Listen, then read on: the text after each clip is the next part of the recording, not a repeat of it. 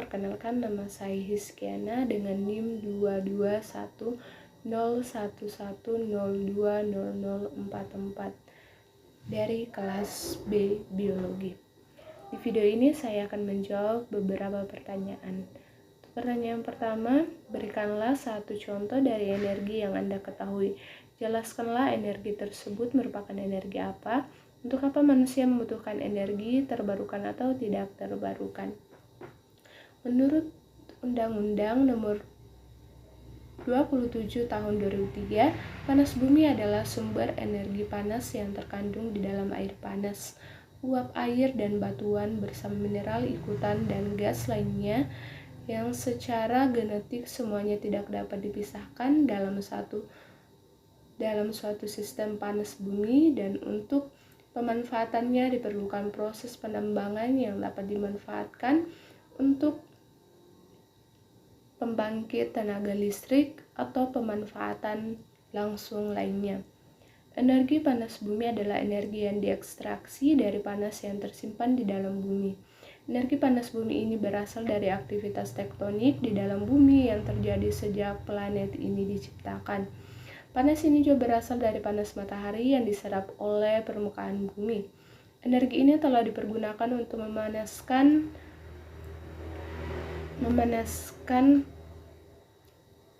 ruangan ketika musim dingin atau air sejak peradaban Romawi. Namun sekarang lebih populer untuk menghasilkan energi listrik.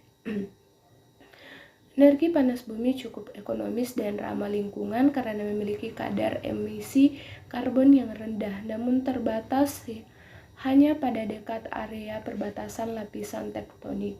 Pembangkitan listrik tenaga panas bumi hanya dapat dibangun di sekitar lempeng tektonik di mana temperatur tinggi dari sumber panas bumi tersedia di dekat permukaan. Energi panas bumi ini merupakan energi terbarukan yang ramah lingkungan sehingga pemanfaatannya bisa berkelanjutan. Jika dibandingkan dengan bahan bakar fosil, panas bumi merupakan sumber energi bersih dan hanya melepaskan sedikit gas rumah kaca. Pertanyaan yang kedua, bagaimana proses terbentuknya energi tersebut? Proses terbentuknya energi panas bumi atau geotermal dipicu oleh aktivitas tektonik di dalam perut bumi. Inti bumi memiliki magma yang temperaturnya mencapai 5,400 derajat Celcius. Magma ini membuat lapisan bumi di sebelah atasnya mengalami peningkatan temperatur. Ketika lapisan ini bersentuhan dengan air, maka akan menjadi uap panas bertekanan tinggi. Inilah energi potensial yang kemudian dikenal sebagai energi panas bumi atau geothermal energi. Pertanyaan yang ketiga, jelaskan dampak negatif dari energi tersebut. Apakah dari proses produksi dan atau penggunaannya?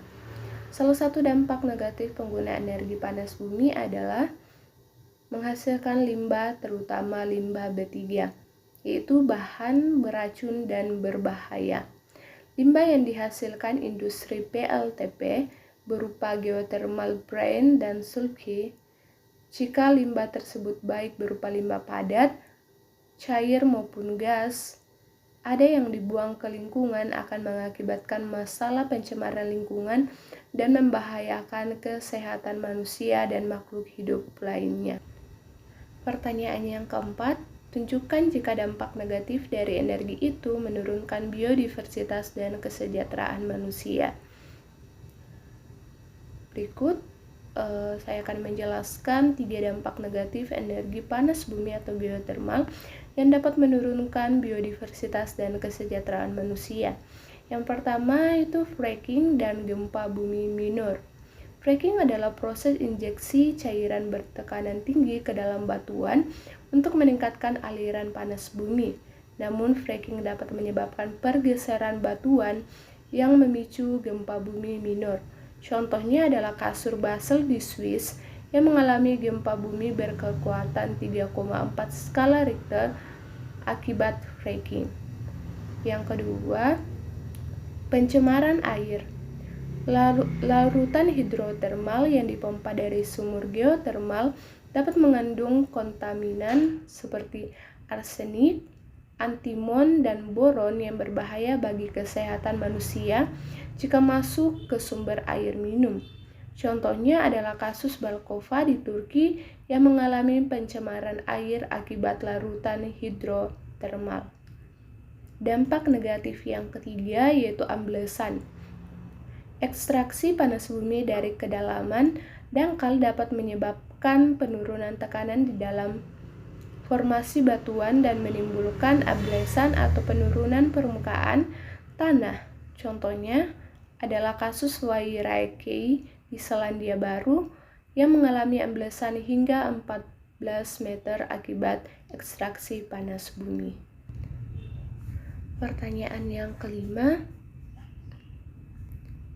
jelaskan juga upaya apa yang dapat dilakukan agar dampak negatif dapat ditekan, boleh dari sisi penggunaan iptek, kebijakan, maupun hal lain. Limbah yang dihasilkan industri PLTP berupa geothermal plant dan suci. Jika limbah tersebut baik berupa limbah padat, cair, maupun gas, ada yang dibuang ke lingkungan akan mengakibatkan masalah pencemaran lingkungan dan membahayakan kesehatan manusia dan makhluk hidup lainnya.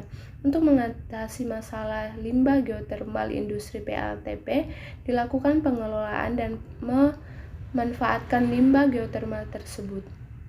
Limbah surge dari PLTP mengandung silika yang dapat dimanfaatkan sebagai bahan pencampur semen.